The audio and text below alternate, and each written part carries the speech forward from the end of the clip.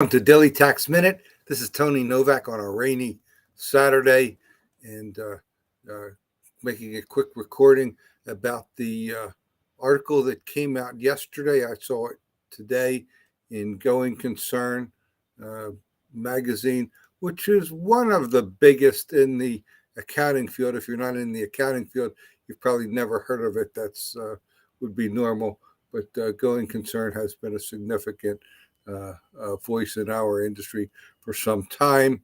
The article is titled, "Why Does This Profession Think There Ought to Be No Client Left Behind?"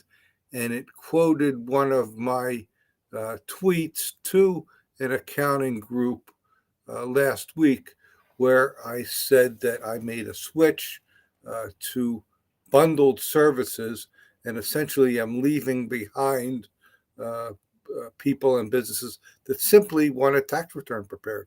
The fact is that there are other ways, there are better ways to get a tax return, certainly a lot cheaper ways to get a tax return prepared than to use a high level tax trained CPA to do that. It's just not economical to do that. You can walk into Walmart and get the tax return done for a fraction of what it would cost me to do that, let alone make any income from that. So I've switched over and I'm providing year-round services, which include a number of financial planning, include risk management, checking to make sure that things don't go wrong, and documentation, record keeping. In fact, I documented the whole list, and it's up on some articles, and I'm happy to share that article if it would be helpful. But the point is,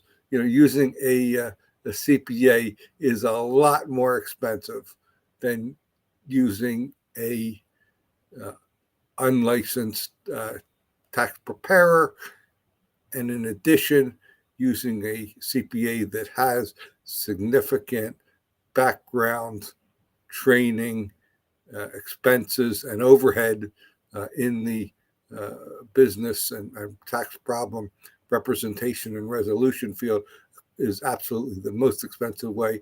And I need to make sure that I'm providing value for that. So, in other words, for the minimum, when I take on a new client, I have to see $5,000 value, that I can add $5,000 to profits, cut a penalty, save a fee, whatever, in order for me just to say, yes, I'll do it right from the start. And that's an individual. I use that sometimes for startups. For a business, it's significantly higher.